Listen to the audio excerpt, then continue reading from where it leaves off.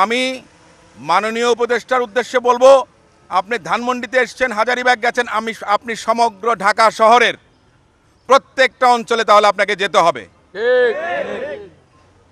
আমরা সংস্কারের কথা বলছি, সরকারের পক্ষ থেকে বলা হচ্ছে জাতীয় ঐকমত্য কমিশন গঠন করা হয়েছে, সেখানে সবাই প্রস্তাব দিচ্ছেন।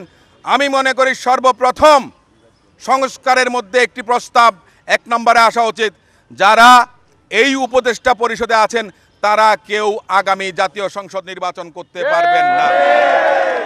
সরকারের নিরপেক্ষতা নিয়ে প্রশ্ন আসছে। ছাত্র সমন্বয়ক যারা ছিলেন তাদের সতীর্থরা এখনও উপদেষ্টা পরিষদে আছেন, তাহলে তাদের দল যখন রাজনীতি করছেন, দল গোছাচ্ছেন, নতুন দল করেন, কোনো অসুবিধা নাই, সাধুবাদ জানাই। আমরা চাই না নতুন দল অঙ্কুরেই বিনাশ হয়ে যাক কিংবা অঙ্কুরেই ঝরে পড়ুক, আমরা সেটা চাই না।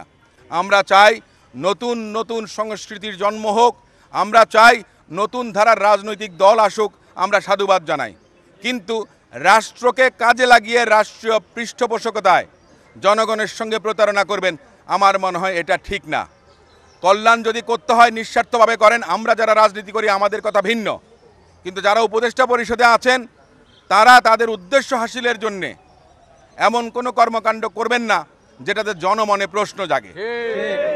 আজকে 8 মাস 9 মাসের উপরে হয়ে গেল এই অন্তর্বর্তীকালীন সরকার, আমরা কখনো দেখিনি পরিবেশ নিয়ে কেউ কোনো উচ্চবাচ্য করেছেন।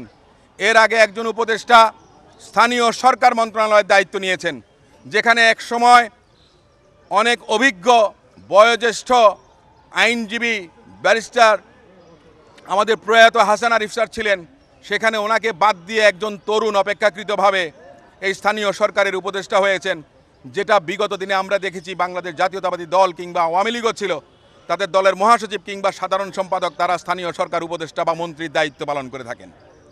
ওনার এই দায়িত্ব পালন তাদের দলকে সুনির্দিষ্টভাবে সুযোগ করে দেবার জন্য আমি মনে করি উদ্দেশ্য প্রণোদিতভাবে তারা করেছেন, এবং যেটার প্রতিফলন আমরা দেখেছি যে স্থানীয় সরকার উপদেষ্টা তার সিটি কর্পোরেশনের লোকজন প্রশাসকদেরকে নিয়ে আপনার এখানে বিভিন্ন প্রতিশ্রুতি দিচ্ছেন, যেটা আমি মনে করি সুষ্ঠু রাজনৈতিক যে প্রক্রিয়া আছে, যে চলমান আমরা আন্দোলন করেছি, সংগ্রাম করেছি, আমরা বাংলাদেশে গণতন্ত্রায়নের জন্য আমরা রাজনীতি করছি ভোটাধিকার প্রতিষ্ঠার জন্য, কিন্তু সেটাকে ব্যাহত করার জন্য কেউ কেউ বিভিন্ন ধরনের কর্মকাণ্ড করছেন, যেটা এক ধরনের ষড়যন্ত্র।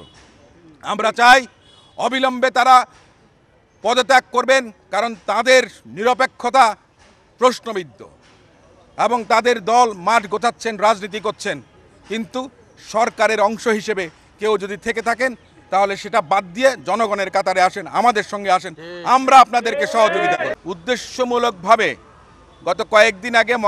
গত মঙ্গলবারে আপনার তফসিলি সম্প্রদায়ের সঙ্গে প্রোগ্রাম করেছেন মন্দির বানিয়ে দেবেন।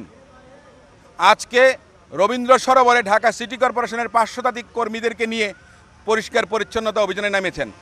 তার আগে আমরা দেখেছি যে নির্বাচন করবেন কোনো উপদেষ্টা কোথা থেকে, এটা একটু সন্দেহের উদ্রেক করে। আমি এই উপদেষ্টা, বর্তমানের প্রধান উপদেষ্টা, মাননীয় প্রধান উপদেষ্টা সহ সরকারের উদ্দেশ্যে বলতে চাই, কেউ যদি নির্বাচন করেন প্রথম কথা হচ্ছে যে পদত্যাগ করতে হবে।